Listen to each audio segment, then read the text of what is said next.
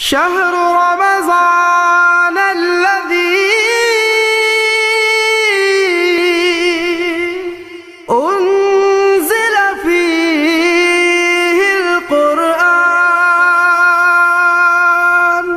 بسم الله الرحمن الرحيم. السلام عليكم ورحمة الله وبركاته.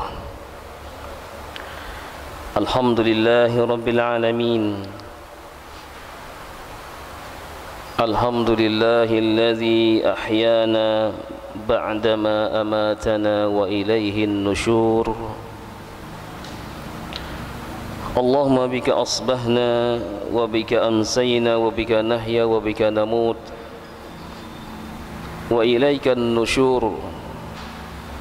أصبحنا على فطرة الإسلام وكلمة الإخلاص وعلى دين نبينا محمد صلى الله عليه وسلم وعلى ملة أبينا إبراهيم حنيفا وما كان من المشركين. وصلوات الله وسلامه على هذا النبي الكريم نبينا محمد وعلى آله وصحبه أجمعين. أما بعد فيا عباد الله أوصيكم وإياي بتقوى الله فقد فاز المتقون. اللهم إنا نسألك علما نافعا ورزقا طيبا وعملا متقبلا. اللهم إنا نعوذ بك من الهم والحزن ونعوذ بك من العجز والكسل ونعوذ بك من الجبن والبخل ونعوذ بك من غلبة الدين وقهر الرجال. Ma'asyiral muslimin, jamaah salat subuh yang dirahmati Allah Subhanahu wa taala. Alhamdulillah, summa alhamdulillah. Kita bersyukur kepada Allah Subhanahu wa taala. Kita dibangunkan kembali pagi hari ini. Mudah-mudahan amal ibadah kita diterima oleh Allah Subhanahu wa taala. Amin ya rabbal alamin. Pagi hari ini kita akan mengenal sosok dari sahabat Nabi sallallahu alaihi wasallam. Dia adalah saudagar kaya raya.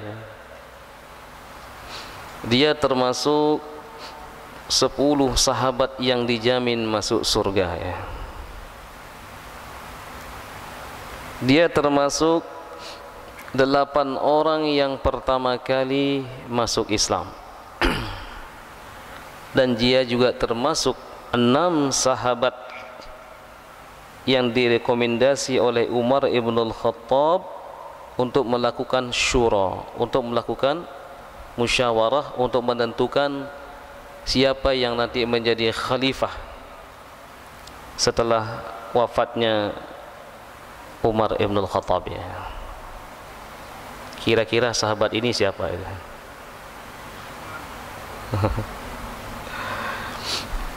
Dia adalah Abdurrahman bin Auf. Dia adalah Abdurrahman bin Auf. Dia lahir setelah 10 tahun kejadian penyerangan Abrahah ya, terhadap Ka'bah. Atau dikatakan wulida bi'asyra sinin ba'da amil fil. Dilahirkan setelah 10 tahun kejadian perang gajah ya. Pasukan bergajah yang ingin menghancurkan Ka'bah pada saat itu. 10 tahun kemudian beliau masuk Islam. Dan beliau masuk Islam di tangan seorang saudagar juga. Saudagar kaya raya. Siapa? Abu Bakar As-Siddiq. Jadi perjalanan beliau ini ketika melakukan bisnis ke negeri Yaman dia berjumpa dengan seorang yang alim. Dia mengatakan, aku telah mendengar bahwa di antara kaummu dari Bani Hashim, ya dari suku Quraisy, itu telah diutus menjadi nabi. Dia mengajak kepada tauhidullah, meninggalkan sesembahan terhadap patung yang menjadi kebanggaan mereka, mengajak kepada persatuan, mengajak kepada saling menghormati satu dengan yang lain. Kemudian Abdurrahman bin Auf ini sekembali dari berniaga, ya berbisnis, dia menemui sahabat Abu Bakar As-Siddiq. Kemudian ketika itu,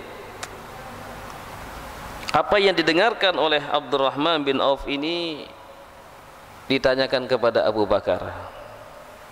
Kemudian Abu Bakar pun mengajak beliau menemui Rasulullah sallallahu alaihi wasallam. Kemudian beliau pun bersyahadat. Subhanallah, ini luar biasa. Begitu mudah beliau menerima Islam, karena beliau adalah orang cerdas. Nah, ketika beliau sudah menerima Islam, bisnisnya pun tetap jalan, ya. Tetapi beliau sekali lagi sangat peduli sekali terhadap Islam. Jadi seluruh hartanya, ya separuh hartanya, ya yang dimilikinya ketika di Mekah itu dipergunakan untuk dakwah. Beliau termasuk orang-orang yang berada di rumahnya Al-Arqam bin Abil Arqam.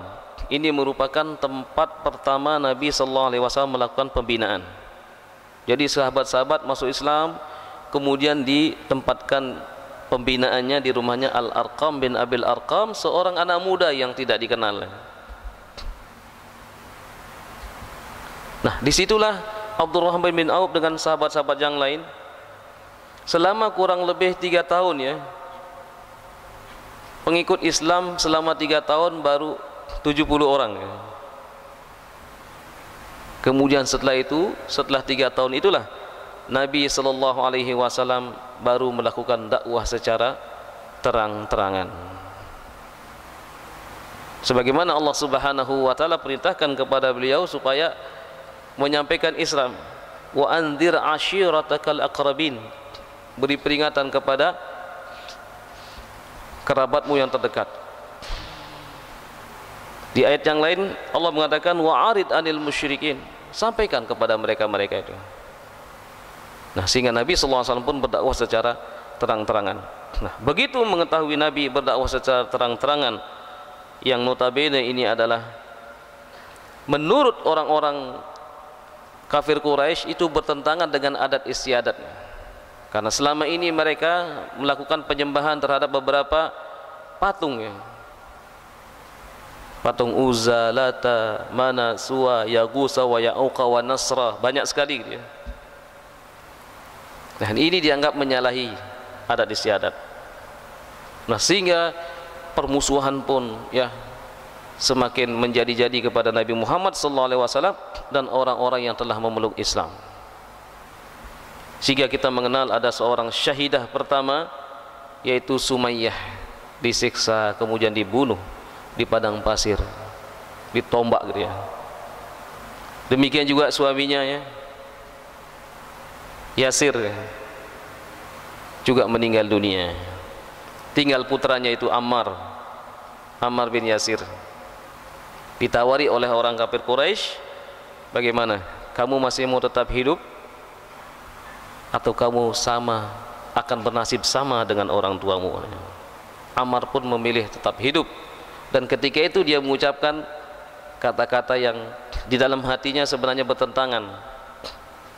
Dia mengatakan, katakan Muhammad itu adalah kadzab, katakan Muhammad itu pendusta, kamu saya akan bebaskan. Ya, dia pun mengucapkan kata-kata itu. Kemudian Nabi sallallahu alaihi wasallam, kemudian dia menemui Nabi, dan Nabi mengatakan, tidakkah kau mengucapkan itu karena kesadaranmu? Tidak wahai Rasulullah, saya di bawah tekanan. Nah, sehingga Allah Subhanahu wa taala pun mengatakan bahwasanya beliau tetap dalam keadaan beriman. Illa man ukriha wa qalbuhu mutmainnun bil iman, kecuali orang-orang yang dipaksa tetapi hatinya tetap dalam keadaan beriman. Nah, ini merupakan Islam di awal-awal lah banyak memerlukan pengorbanannya. Nah, Abdurrahman bin Auf ini adalah termasuk juga sahabat yang ikut hijrah. Hijrah pertama kemana? Kemana? Sering kita mendengarkan tausiah ya, kalau bulan Muharram itu hijrah Rasulullah ke Madinah. Tapi hijrah pertama sahabat-sahabat Nabi kurang lebih sekitar 80 orang pada saat itu ke Habasyah, ke Ethiopia. Nabi mengatakan, izhabu ila ardil Habasyah fa inna fiha malikan adlan la yazlimhu ahadan. Pergilah kalian wahai sahabat-sahabatku ke negeri Habasyah. Di sana ada seorang raja yang tidak menzolimi siapapun yang datang ke sana. Subhanallah, benar apa yang dikatakan oleh Nabi sallallahu alaihi wasallam. Ketika mereka sampai di sana, diterima dengan baik oleh Raja Habasyah, dan Raja Habasyah pun memeluk Islam. Nantinya pada saat Nabi sallallahu alaihi wasallam sudah hijrah ke kota Madinah, beliau mengatakan apa? Mari kita keluar, kita solatkan saudara kita solat, yaitu Raja Najasyi. Nah, ini adalah kisah Nabi sallallahu alaihi wasallam pertama kali menjalankan solat gaib, yaitu Raja Najasyi. Nah, ikhwatal iman rahimani wa rahimakumullah, dalam rombongan ke Najasyi ke Ethiopia itu termasuk adalah Abdurrahman bin Auf. Nah, kemudian setelah kembali dari negeri Habasyah, Abdurrahman bin Auf kembali ke Mekah dan beliau tetap berniaga. Nah, kemudian permusuhan semakin menjadi-jadi. Jadi mereka mengintimidasi sahabat-sahabat Nabi sallallahu alaihi wasallam, khususnya orang-orang yang lemah di kalangan mereka. Disiksa, diboikot ya. Rasa-rasanya tanah haram pada saat itu sudah tidak lagi ya bersahabat dengan mereka gitu ya. Atau tanah haram ketika itu menangis ya, melihat sahabat-sahabat Nabi sallallahu alaihi wasallam disiksa. Tetapi apa daya, belum ada perintah untuk melawan, belum ada perintah untuk berjihad pada saat itu. Nah, kemudian tepat pada tahun ke-13 kenabian, 13 tahun Nabi sallallahu alaihi wasallam menjadi nabi, maka turunlah ayat yang mengizinkan sahabat-sahabat Nabi ini untuk menyelamatkan keimanannya, yaitu pergi ke Madinah. Tapi sebelumnya Nabi sallallahu alaihi wasallam telah mengutus sahabat-sahabatnya untuk berdakwah di Madinah, sampai seorang sahabat muda, sahabat kaya raya juga ya, tetapi dia meninggalkan kekayaan keluarganya, dia lebih memilih Islam, itu Mus'ab bin Umair, yang mengatakan, ya Rasulullah, inna ardal Madinah qad jahazat. Wahai Rasulullah, kota Madinah sudah siap. Laisa hunaka baitun min buyutiha illa wa ahluha qad aslamu. Tidak ada satupun rumah-rumah di kota Madinah itu yang sepi dari Islam. Salah satu atau dua dari keluarga tersebut atau semuanya itu sudah masuk Islam. Jadi hampir seluruh rumah-rumah yang ada di kota Madinah itu ada yang penghuninya sudah masuk Islam. Nah, kemudian ketika mendapatkan berita seperti itu, Nabi pun mengatakan, wahai sahabat-sahabatku, laqad azanallahu lakum an tuhajiru ilal Madinah. Allah Subhanahu wa taala telah mengizinkan kalian untuk berhijrah ke kota Madinah. Kemudian mereka pun berhijrah Kebanyakan mereka berhijrah keluar dari kota Mekah di malam hari ya, secara sembunyi-sembunyi. Yang termasuk salah satunya adalah Abdurrahman bin Auf pun menerima panggilan Rasulullah sallallahu alaihi wasallam. Dia meninggalkan seluruh hartanya di Mekah ya. Subhanallah. Ditinggalkan semua urusan dunianya dia. Jadi dia lebih rindu, lebih cinta kepada Allah, lebih cinta kepada Rasulnya daripada hanya urusan dunia. Nah kemudian ketika Abdurrahman bin Auf ini berhijrah ke kota Madinah bersama sahabat-sahabat Nabi sallallahu alaihi wasallam, Nabi sallallahu alaihi wasallam melakukan beberapa hal. Yang pertama, Nabi membangun masjid. Kemudian setelah itu mempersaudarakan antara kaum muhajirin dengan kaum ansar. Nah kemudian Abdurrahman bin Auf ini dipersaudarakan juga dengan saudagar. Jadi Nabi SAW mengetahui betul karakter daripada sahabat-sahabatnya ya. Yang saudagar dipersaudarakan dengan saudagar juga dia. Sampai seorang sahabat yaitu ya, sahabat Ansor ini yang dipersaudarakan dengan Abdurrahman bin Auf ini mengatakan, innali malun kathirun, saya memiliki harta yang banyak. Nanti harta ini saya akan bagi, kamu separuhnya, saya separuhnya.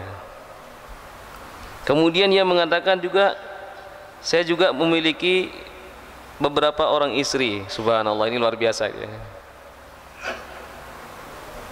Mana yang menarik hatimu ya? Nanti saya akan ceraikan salah satunya katanya. Kemudian kamu nikahi. Subhanallah, ini luar biasa itu. Benar-benar ketika mereka dipersaudarakan oleh Nabi sallallahu alaihi wasallam, yaitu dengan keimanannya. Tidak hanya sekedar bersaudara, berteman karena kepentingan, tapi benar-benar karena iman. Begitu iman yang mempersaudarakan mereka, urusan dunia itu kecil.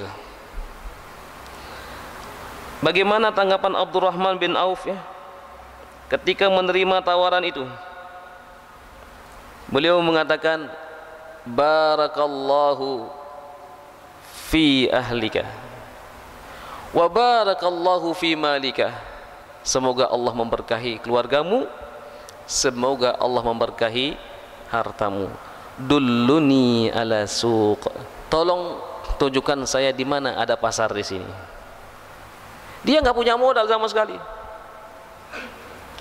tapi dia yakin Allah sudah mengatur semuanya gitu ya. Ya ayyuhalladzina amanu in tansurullah yansurkum wa yusabbit aqdamakum. Wahai orang-orang yang beriman, jika kalian menolong agama Allah, pasti Allah akan menolong kalian dan akan menetapkan langkah-langkah kalian. Ini harus kita miliki pada dalam diri kita. Ketika kita berislam, jangan ragu-ragu. Sekali kita mengucapkan 2 kalimat syahadat, kita pertahankan sampai ajal kita dijemput oleh Allah Subhanahu wa taala. Nah, Abdurrahman bin Auf ketika itu tidak khawatir ya, tidak membawa harta sama sekali, tapi dia mengatakan, tunjukkan kepada saya di mana pasar. Kemudian beliau ditunjukkan sebuah pasar dan beliau kemudian di situ berniaga. Bagaimana caranya nggak punya harta gitu ya? Ia datangi seorang pedagang, dia mengatakan, wahai fulan, saya boleh nggak saya menjualkan barang dagangan? Nanti kalau laku saya kembalikan modalnya. Dia mengambil barang, dijual. Subhanallah, memang Allah Subhanahu wa taala menghendaki sahabat Abdurrahman bin Auf ini dimudahkan mendapatkan rezeki. Setiap hari dia ke pasar. Akhirnya tidak berapa lama Abdurrahman bin Auf pun melampaui mereka semuanya, karena kejujurannya dan juga karena kelihayannya di dalam berniaga, dalam berbisnis. Jadi beliau adalah termasuk sahabat yang diberikan kekayaan oleh Allah Subhanahu wa taala luar biasa. Nabi dalam sabdanya mengatakan dalam Sahih Muslim, Innamad dunya li arba'ati nafar. Sesungguhnya dunia ini dihuni oleh 4 kelompok manusia. Yang pertama adalah kelompok yang Allah Subhanahu wa taala atahullahu malan wa lam yutihi ilman. Kelompok yang diberikan harta tetapi tidak diberikan ilmu. Bahkan bakhil ya. Seperti Qarun yang hidup di zaman Nabi Musa. Yang kedua kata Rasulullah, seorang yang Allah Subhanahu wa taala atahullahu ilman wa lam yu'tihi malan. Jadi kelompok yang Allah berikan ilmu tetapi tidak diberikan harta. Jadi orang yang diberikan ilmu bisa melakukan apa saja dia. Bahkan rumah yang tanpa tiang pun bisa didirikan. Al ilmu yarfa'u baitan bila amadin wal jahlu yahdimu baita izzin wa syarafin. Jadi orang yang memiliki ilmu ini bisa membangun tanpa tiang. Artinya ketika itu kosong loh, tapi dia diberikan ini, saya berikan dana sekian, dia bisa dirikan bangunan. Tetapi orang yang jahil, orang yang bodoh, disuruh untuk apa? Menjaga istana. Tetapi karena dia tidak punya ilmunya, maka istana itu bisa hancur. Nah, oleh karena itu bersyukurlah orang-orang yang diberikan ilmu oleh Allah Subhanahu wa taala. Kita sebagai orang tua ya, memang kita disuruh meninggalkan anak-anak kita dalam keadaan berkecukupan, punya harta. Tetapi kalau harta nggak punya, jangan sampai ilmu kita nggak wariskan kepada anak-anak kita. Nah, kelompok yang ketiga kata Rasulullah SAW, seseorang yang Allah Subhanahu wa taala atahullahu malan wa ilman. Allah Subhanahu wa taala berikan harta dan juga ilmu. Seperti Nabi Sulaiman atau Raja Sulaiman. Nabi dan raja, dialah nabi dan raja, diberikan kekayaan oleh Allah Subhanahu wa taala. Dan termasuk sahabat Abdurrahman bin Auf ini, subhanallah, luar biasa. Nah, yang keempat kata Rasulullah sallallahu alaihi wasallam, orang yang la yu'tihi malan wala ilman. Harta enggak punya, ilmu enggak punya dia. Menggantungkan dirinya kepada nasib, kepada takdir. Padahal dia enggak tahu takdir Allah itu bagaimana dia. Saya memang sudah ditakdirkan seperti ini. Bapak saya juga miskin, kakek saya juga miskin, buyut saya miskin, memang keturunan orang miskin. Ya, karena tidak mau berusaha. Ya. Fakuli malu, beramalah kamu, bekerjalah kamu. Kita disuruh bekerja. Al yadul ulya khairun min yadi sufla. Tangan di atas lebih baik daripada tangan di bawah. Artinya kaum muslimin harus produktif. Salah satu dari 10 sifat yang dimiliki harus oleh setiap muslim adalah qadirun alal kasbi, mampu menghasilkan. Nah, ikhwatal iman rahimani wa rahimakumullah, hadis ini diriwayatkan oleh Imam Muslim ya. Nah, Abdurrahman bin Auf ini termasuk sahabat Nabi yang Allah Subhanahu wa taala cepatkan mendapatkan kekayaan. Sampai beliau bingung dengan kekayaannya dia.